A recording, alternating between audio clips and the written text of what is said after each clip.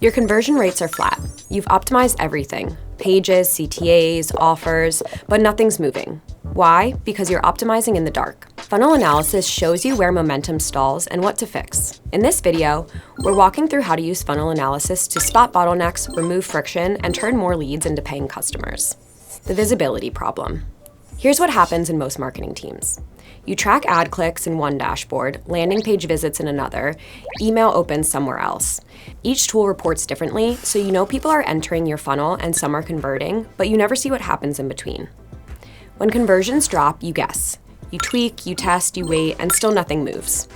Sometimes you guess right. Most times you don't. That's the visibility problem, and funnel analysis fixes it. How funnel analysis creates clarity. Funnel analysis tracks how people move through steps toward a goal: where they enter, where they progress, and where they drop off. The framework breaks down into 3 stages. Top of funnel builds awareness through content, ads, and social. Middle of funnel nurtures interest through emails, webinars, and demos. Bottom of funnel drives conversions through case studies, proposals, and calls. But the real customer journey is messy. People jump between channels and take unexpected paths. That's where the funnel gives you structure. It highlights drop-off points and reveals opportunities to improve. So how do you start measuring it? Let's look at the metrics that matter. The metrics that matter. Most marketers track too many metrics, which means they look at everything and understand nothing. What you can do is focus on the 4 that reveal funnel health. Traffic shows every prospect entering your pipeline. More is better, but quality matters more than volume because 10 qualified leads beat 100 unqualified ones. Conversion rate shows the percentage of leads moving forward. Even a small lift here creates a big revenue impact. Going from 2 to 3% conversion means 50% more customers from the same traffic. Customer acquisition cost shows what you spend to win each customer. If CAC rises without bigger deals, you have an efficiency problem. Pipeline velocity shows how fast opportunities move from first touch to closed deal. Slow velocity means friction somewhere in your process. Look at these together and patterns emerge. Do you have high traffic but low conversions? Your funnel is leaking. What about strong conversion rates but small deal sizes? Refine your targeting.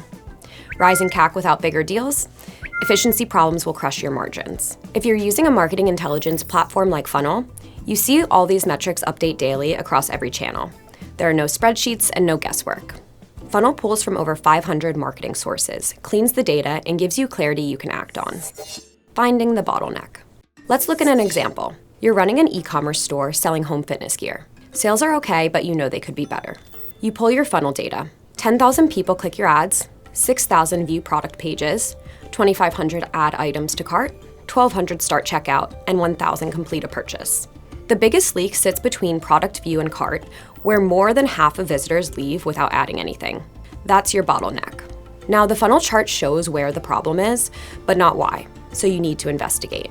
Heat maps reveal visitors scroll past product descriptions without reading them. Session replays shows people leaving when they see shipping costs, so you act. You rewrite product copy to highlight benefits.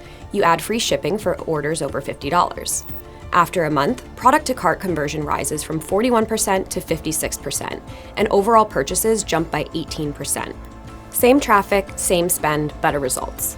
That's the power of funnel analysis. When you pinpoint where people drop off and why, you design targeted fixes that directly boost conversions. From diagnosis to optimization. Here's where things usually go wrong. Marketers spot a drop-off and immediately start tweaking surface-level elements. But bottlenecks aren't always conversion problems. Sometimes they're strategic blind spots. A sharp drop-off might point to poor UX, or it could signal your campaigns are attracting the wrong audience entirely. Surface-level fixes won't help you if you haven't addressed the root cause. Now, this is important. There's a systematic way to resolve user friction. First, simplify the problem step. Remove unnecessary fields, cut confusing navigation, and reduce cognitive load.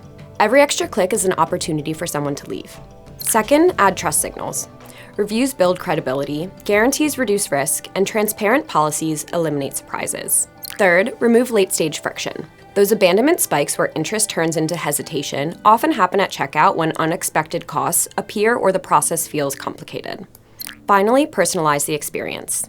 Funnel makes it easy to break down performance by channel, campaign, or segment, so you fine-tune targeting based on what works. Strategic budget allocation. Your funnel data tells you where to invest, and this is where most marketers get it wrong. They spread budget evenly across all stages. Look at your conversion rates between stages.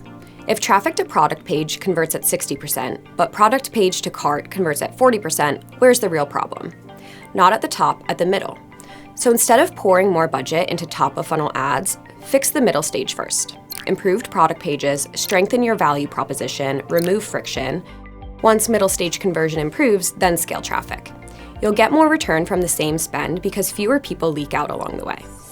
Segmentation and testing.